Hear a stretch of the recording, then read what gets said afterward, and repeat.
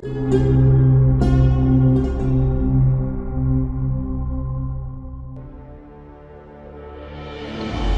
kelima itu suatu keniscayaan, karena ini hadis ucapan Nabi Muhammad SAW, sedangkan Al-Quran menegaskan wa ma yantiqu anil hawa in huwa illa wahyun yuha. Apapun yang diucapkan Nabi Muhammad SAW bukan produk hawa nafsunya, semuanya adalah bimbingan dari Allah Subhanahu wa ta'ala. Maka Imam Syafi'i rahimahullah berziarah ke makam Nabi, dia berkata di hadapan makam Nabi, pendapat siapapun selain penghuni makam ini boleh kita terima, boleh kita tolak, tapi kalau sudah pendapat penghuni makam ini, kita wajib menerimanya. Ya.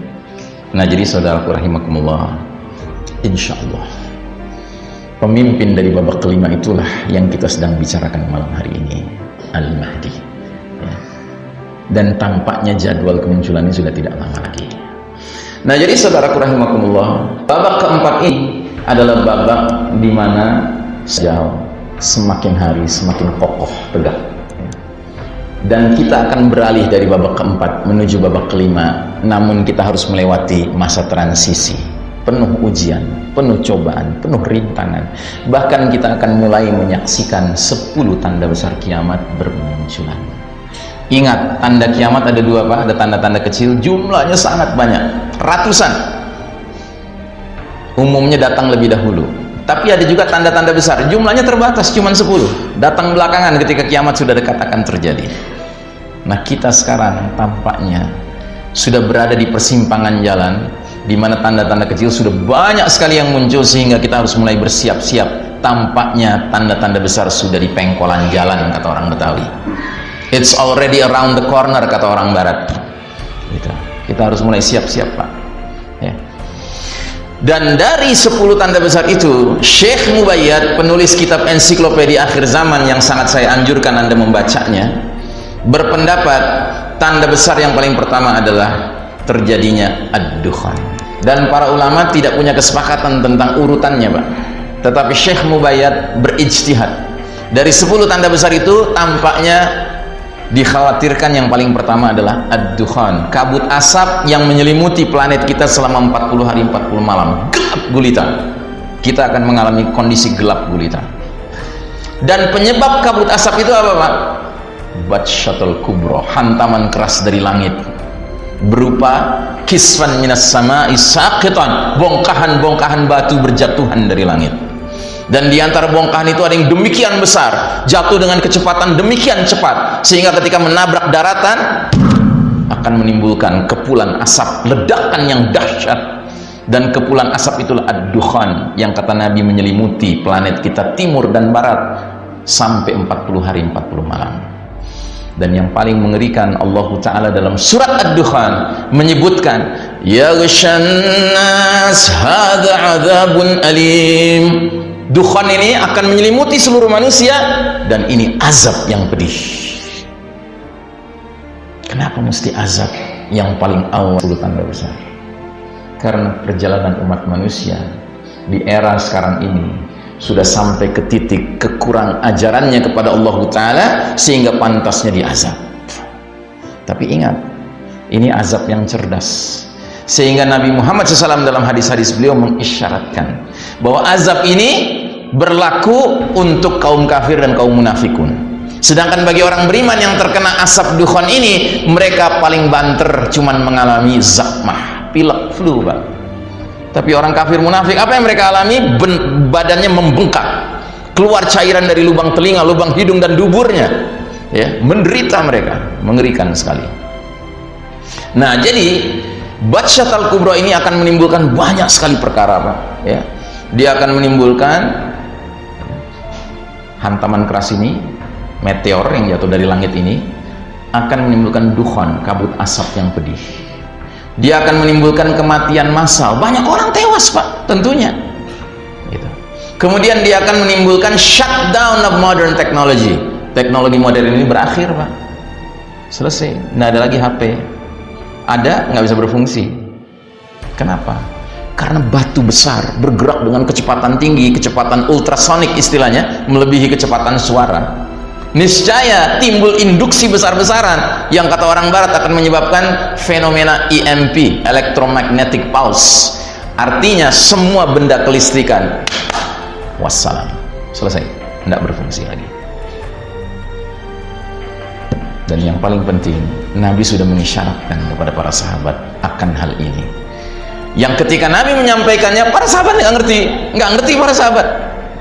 Nabi mengucapkan 3 kali berulang-ulang, wa uttum min haitsu bada'tum, wa uttum min haitsu bada'tum, wa uttum min haitsu bada'tum. Kalian akan kembali kepada kondisi seperti sedia kala. Kalian akan kembali kepada kondisi seperti sedia kala. Kalian akan kembali kepada kondisi seperti sedia kala. Para sahabat nggak ngerti. Kenapa? Karena para sahabat nggak pernah pakai handphone, nggak pernah pakai komputer, nggak pernah mengalami naik mobil, naik motor, naik pesawat udara, apalagi nggak pernah.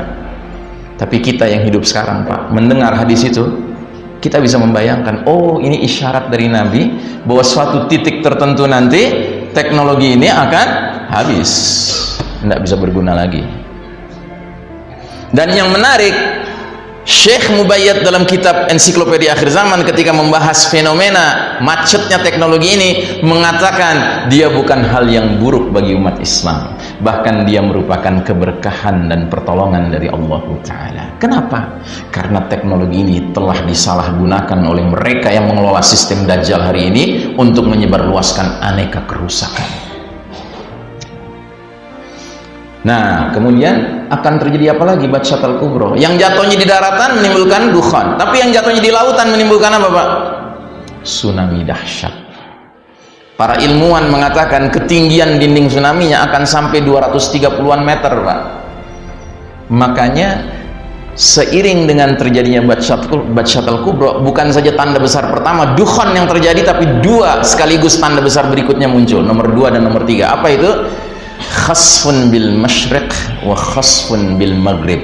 Pembenaman bumi di timur dan pembenaman bumi di barat, ya. Karena tsunami-nya tinggi sekali, dia menghantam wilayah barat, Amerika Utara, Amerika Selatan tenggelam, Pak. Dia menghantam wilayah timur dari Asia Timur, ya, dari Rusia di paling timur sampai China, sampai Jepang, Vietnam, Kamboja, Malaysia, Australia, Selandia Baru, tanpa kecuali negeri kita ini, Indonesia ini. Nah, jadi saudaraku rahimakumullah, itu dampak-dampak awalnya. Dampak ikutannya apa? Ya, kelaparan global terjadi. 40 hari 40 malam gelap gulita, Pak. Matahari tidak bersinar, nggak bisa menyentuh tanah, akibatnya tanaman, tumbuhan, pohon-pohonan nggak menghasilkan. Maka apa yang terjadi? Orang kelaparan di mana-mana. Kalau orang kelaparan, dia nekat akan merebut makanan orang lain sampai saling berbunuhan. Orang mukmin kena penyakit zakmah, pilek, tapi orang kafir munafik membengkak tubuhnya, sehingga banyak kematian. Shutdown modern teknologi menimbulkan apa? Perubahan peradaban. Peradaban berubah, Pak. Batas-batas negara hilang, Pak. Kenapa? Karena pemimpin negara pun sudah nggak berdaya. Mau mengerahkan pasukan juga pasukan bingung, nggak ada senjata yang bisa dipakai. Ya, senjata macet, Pak. Ya, teknologi sudah nggak berfungsi. Terjadi perubahan geopolitik. Geopolitik berubah. Tiba-tiba di mana-mana nggak ada kekuatan politik apapun, nggak ada. Nah, dalam situasi dunia yang seperti itu, hadirlah pemimpin kita Al-Mahdi. Ya. Sebuah waktu yang paling tepat untuk munculnya seorang pemimpin yang mempersatukan orang-orang beriman. Ketika manusia kebanyakan sedang sibuk cari makanan, ketika manusia kebanyakan sedang panik, baru mengalami ketiadaan teknologi, ya. Tapi orang-orang beriman yang ngerti ilmunya sudah menyiapkan diri. Nah, karenanya kita wajib menyiapkan diri dari sekarang, ya. Baik, saudaraku rahimakumullah, kita lanjutkan. Jadi dampak sosial akibat badai fitnah bencana alam adalah perubahan geopolitik, significant depopulation, berkurangnya secara drastis jumlah penduduk. Ya jelas, Pak, penduduk bumi jangan tewas, Pak. Ya, Anda bayangkan saja wilayah Cina, Jepang, Asia Timur itu tenggelam. Berapa banyak manusia itu di situ? Kalau sekarang jumlah penduduk bumi 7 miliar, mungkin nanti setelah peristiwa-peristiwa dahsyat ini tinggal setengahnya, mungkin sepertiganya, mungkin seperempatnya. Wallahu a'lam bishawab. Makanya ada hadis mengisyaratkan nanti umat Islam di zaman kepemimpinan Al-Mahdi berperang lawan Rum, Eropa, Kristen, ya. Itu disebutnya perangnya apa? Al-Malhamah Kubro, perang besar. Tapi kalau kita baca hadisnya, ya, pasukan Rum itu mengibarkan 80 bendera, setiap benderanya 12.000 personil. Coba 12.000 kali 80 berapa Pak? 960.000 personil, nggak sampai 1 juta Pak. Nggak banyak kalau menurut hitungan sekarang, itu nggak banyak. Kenapa Nabi menyebut jumlah segitu perang besar? Karena untuk zaman itu di mana penduduk bumi sudah banyak yang tewas, itu jumlah yang luar biasa Pak. Ini menariknya ilmu akhir zaman Pak. Kita diajak untuk berpikir ke depan, untuk sebuah situasi yang berubah sama sekali dengan situasi kita sekarang.